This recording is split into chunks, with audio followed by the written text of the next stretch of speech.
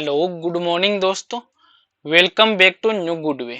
आज है दोस्तों 19 जून 2022 और 19 जून 2022 से संबंधित जो भी डेली करंट अफेयर्स के क्वेश्चन बनते हैं इन्हें हम आज डिटेल से डिस्कस करेंगे।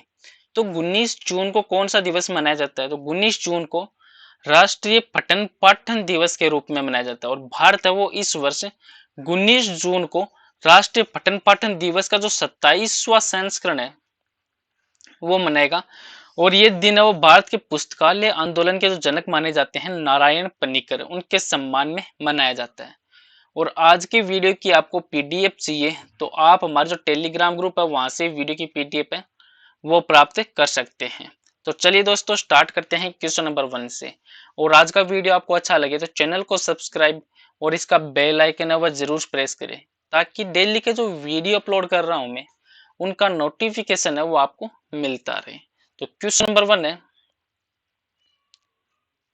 कि किस राज्य सरकार ने किसान योजनाओं के लिए आधारित जो एकल खिड़की पंजीकरण के लिए किसान पंजीकरण और एकीकृत लाभार्थी सूचना प्रणाली या फ्यूट्स है वो सॉफ्टवेयर लॉन्च किया है? तो आंसर दोस्तों कर्नाटक राज्य सरकार के द्वारा लॉन्च किया गया है।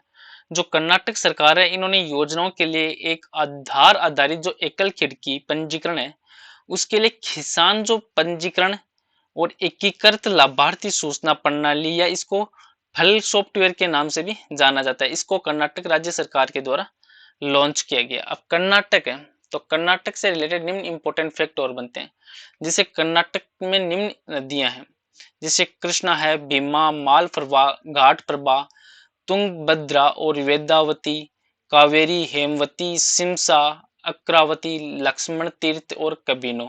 और कर्नाटक के लोक नृत्य हैं गलनाड और तटीय क्षेत्र के जो यक्षगान, वीरागेश, कमलेश, कोलार तथा डोलुकुनिता यहाँ की जो प्रचलित नृत्य शैलियां और यहाँ का जो प्रमुख नृत्य है वो है भरतनाट्यम का।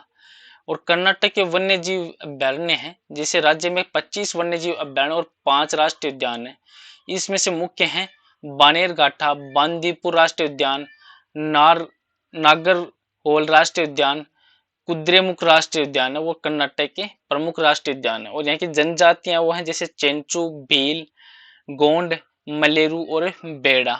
और यहाँ के त्योहार है गणेश चतुर्थी, युगाडी और हम्पी उत्सव है वो कर्नाटक के मुख्य त्योहार है। और कर्नाटक है तो कर्नाटक दक्षिणी पठार के पश्चिम में स्थित किनारे पर स्थित एक राज्य है जिसको आप मैप में देख सकते हैं कर्नाटक को। और कर्नाटक है तो इसकी जो सीमाएं हैं वो पश्चिम में अरब सागर और उत्तर पश्चिम में गोवा, महाराष्ट्र, आंध्र प्रदेश, तमिलनाडु और केरल से लगती है। और कर्नाटक है तो प्रेजेंट है मुख्यमंत्री हैं बसवराज बोम्मई और राज्यपाल थावरचंद्र गहलोत। और कर्नाटक की स्थापना हुई थी 1 नवंबर 1956 को। और कर्नाटक में टोटल जिले हैं 31। और कर्नाटक की राज्य भाषा है दोस्तों कन्नड़। और यहाँ की कर्नाटक की राजधानी है बेंगलुरु। बेंगलुरु कर्नाटक की राजधानी है। नेक्स्ट क्वेश्चन है क्वेश्चन नंबर 2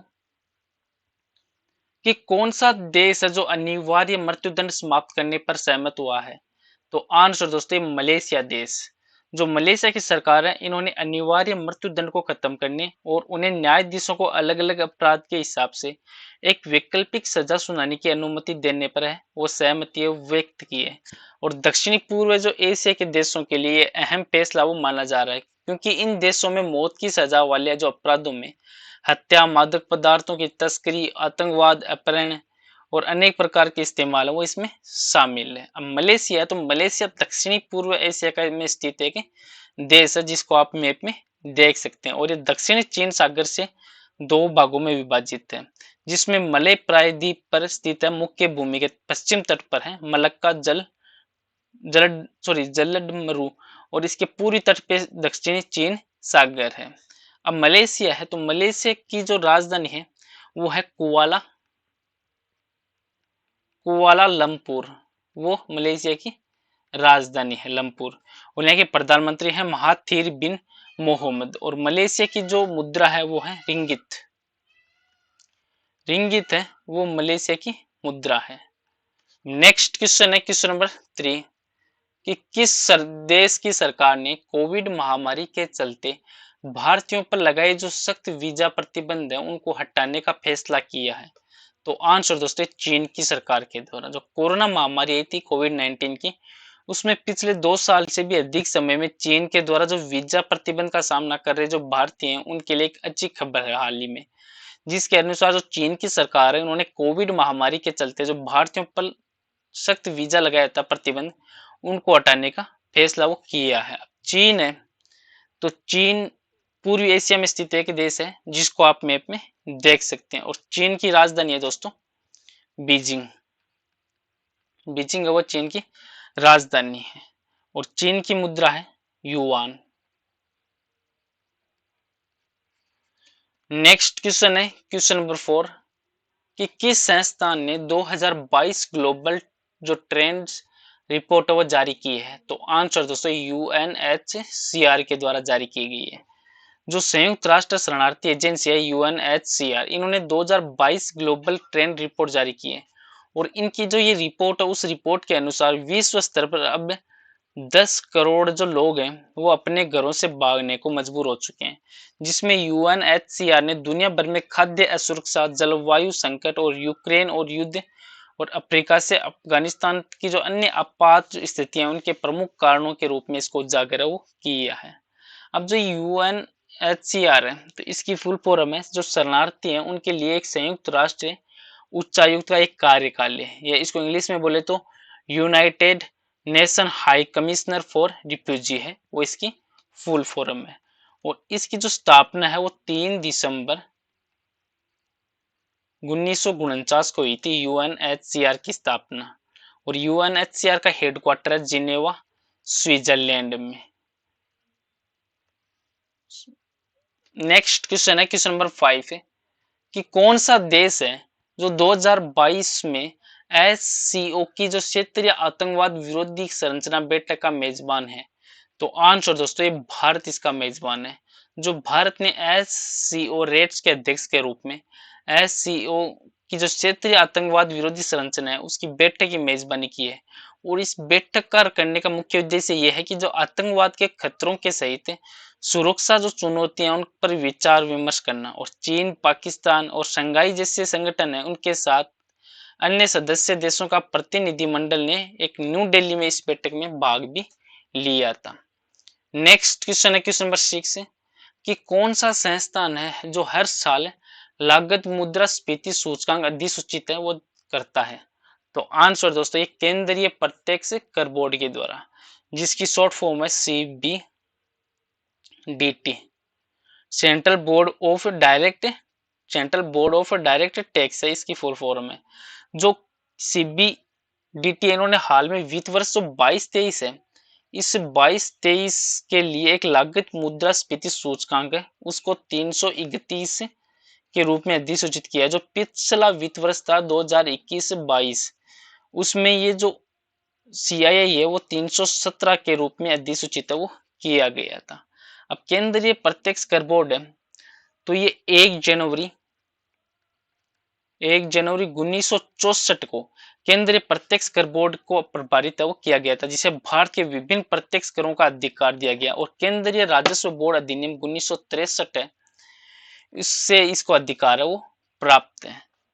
नेक्स्ट क्वेश्चन है क्वेश्चन नंबर 7 कि यूरोप के सबसे बड़े स्टार्टअप सम्मेलन है विवाटेक में किस देश को कंट्री ऑफ द ईयर के रूप में मान्यता दी गई है। तो आंसर दोस्तों भारत को मान्यता दी गई है। जो यूरोप के सबसे बड़े स्टार्टअप सम्मेलन है विवाटेक, इन्होंने भारत को वर्ष के देश या कंट्री ऑफ द ईयर के रूप में मान्यता दी है, जिसमें केंद्रीय इलेक्ट्रॉनिक और आईटी मंत्री हैं अश्विनी वैष्णव। इन्होंने विवाटेक प्रौद्योगिकी प्रदर्शनी में जो भारत है उसमें पवेलियन का उद्घाटन वो किया है, या इंडिया पवेलियन का उद्घाटन किया है, और इस सम्मेलन में भारत ने लगभग 65 जो स्टार्टअप है उसमें भाग है वो ले रहे हैं। नेक्स्ट क्वेश्चन है क्वेश्चन नंबर 8 कि फ्रांस की जो प्रमुख ऊर्जा कंपनी है टोटल एनर्जीज अडानी समूह है, उसके हरित हाइड्रोजन उद्यम में कितने प्रतिशत की हिस्सेदारी वो हासिल करेगी। तो आंसर दोस्तों 25%। जो फ्रांस की प्रमुख ऊर्जा कंपनी है टोटल एनर्जीज अडानी समूह है, इसके जो हरित हाइड्रोजन उद्यम में अब 25% की जो हिस्सेदारी है वो हासिल की गई है, जिसमें अडानी समूह है उसके द्वारा एक स्टेटमेंट आया था कि संयुक्त रूप से दुनिया का सबसे बड़ा हरित हाइड्रोजन पारिस्थितिक जो तंत्र है वो बनाने के लिए फ्रांसीसी फर्म के साथ ये नई साझेदारी वो की गई है। नेक्स्ट क्वेश्चन है क्वेश्चन नंबर 9 कि एशिया के सबसे लंबे दांत वाले हाथी का क्या नाम है जिसका निधन हो चुका है। तो आंसर दोस्तों ये भोगेश्वर इसका नाम है। जो एशिया का सबसे लंबे दांत वाला हाथी था भोगेश्वर, जिसकी उम्र थी 60 वर्ष। और इन जो भोगेश्वर है इनकी हाल ही में प्राकृतिक कारणों से मृत्यु है वो हो चुकी है। नेक्स्ट क्वेश्चन है क्वेश्चन नंबर 10 कि भारत के पहले केंद्रीकृत एसी रेलवे जो टर्मिनल है उन्होंने किस शहर में अपना संचालन है वो शुरू किया है। तो आंसर दोस्तों बेंगलुरु में शुरू किया गया है, जो कर्नाटक की राजधानी है बेंगलुरु। इसमें अल्ट्रा लग्जरी जो सरएमएस विश्वरिया रेलवे टर्मिनल है उसको चालू किया गया है। और इस अवसर पर विशेष अवसर पर इसको चिन्हित करने के लिए स्टेशन को जो एर्नाकुलम त्रिशाब्दिक एक्सप्रेस ने इस विशेष अवसर पर चिन्हित करने के लिए इस जो रेलवे स्टेशन है इसको पार भी किया है। और आज का नेक्स्ट और लास्ट क्वेश्चन है जिसका आंसर आपको कमेंट बॉक्स में लिखना है कि किस राज्य ने अंतिम दिन 52 जो स्वर्ण पदक के साथ खेलो इंडिया यूथ गेम्स 2021 का खिताब है वो जीता है।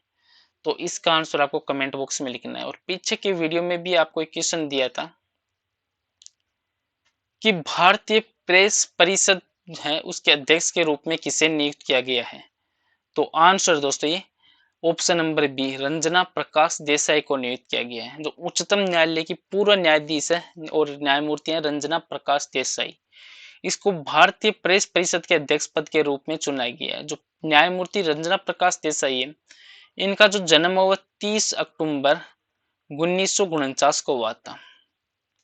चलो दोस्तों आज का वीडियो यहीं पे समाप्त करता हूँ। वीडियो आपको अच्छा लगे तो चैनल को सब्सक्राइब और शेयर जरूर करें। Thank you all of you.